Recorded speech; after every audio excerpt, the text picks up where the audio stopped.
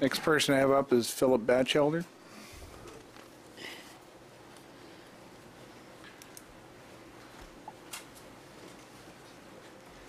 Good evening, Council, and everybody in the audience and staff. I'm Philip Batchelder with San Bruno Mountain Watch. How much time do you need, Philip? I'd say 3 to 5. Okay. Thank you.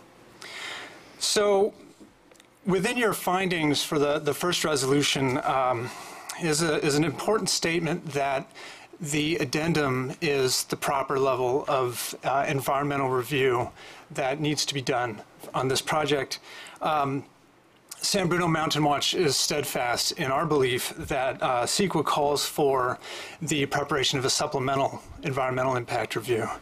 And in a nutshell, because we believe there is substantially important information showing that the project will have significant effects that were not discussed in the 1982 EIR or the 1989 addendum, and showing that significant effects previously considered will be substantially more severe than shown in the previous environmental review documents. The second addendum that was more recently prepared is pretty much a square refutation of what I just said. And it's important to realize, though, that that document, as has been the case with almost all the documents prepared over the duration of the HCP, is based on shoddy science, a long history of shoddy science, and based on analyses of a program, the HCP itself, which has been governed with poor, if any, oversight over the years. Very poor and sometimes non-existent oversight.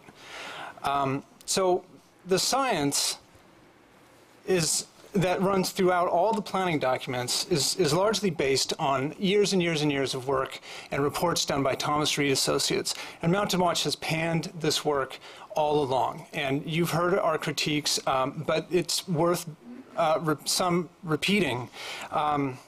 It took 20 years before we had any peer review on their work, and when we did, it was just on the monitoring. And I'll just read, this is not Mountain Watch's words, this is the peer review that said, critique them for their method of monitoring. The wandering transects violates most tenets of survey design.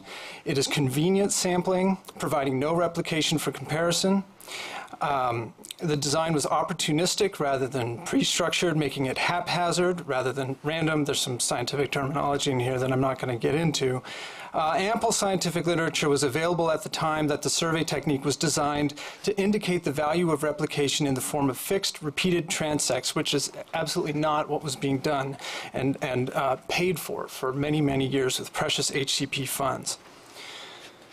Failure to follow such methods or to develop a statistically rigorous sampling scheme reduced the scientific value of the monitoring program. And it goes on,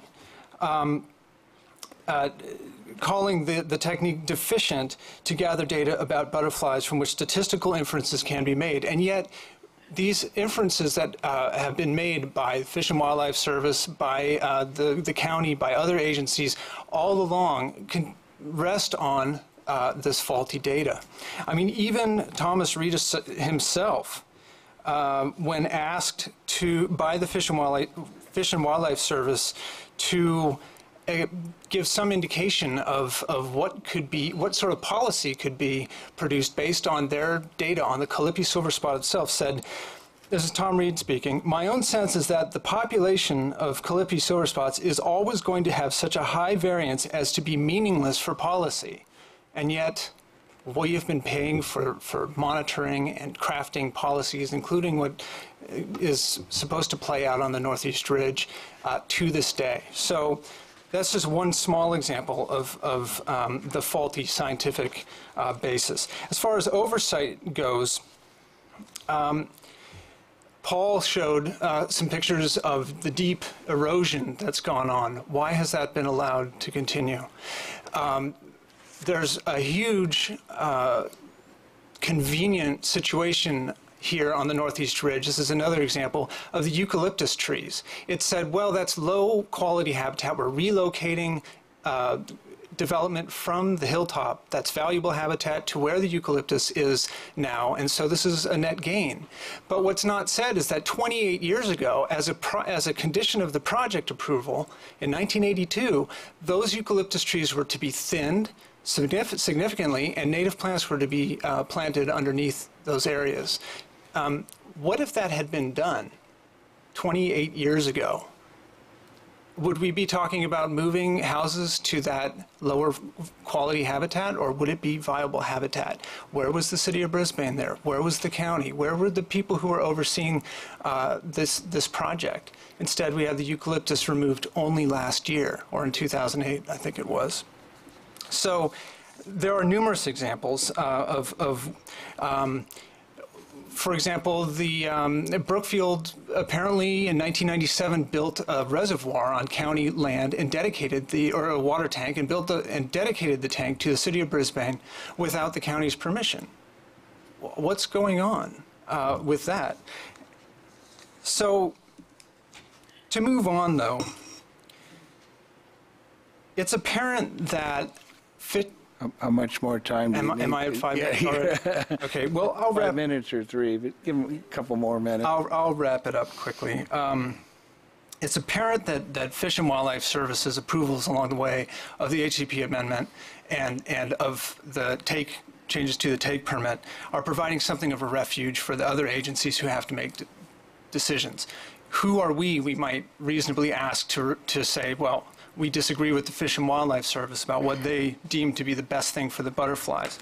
But it's really important to remember that the Fish and Wildlife Service is deeply committed to making the San Bruno Mountain HCP out to be a success.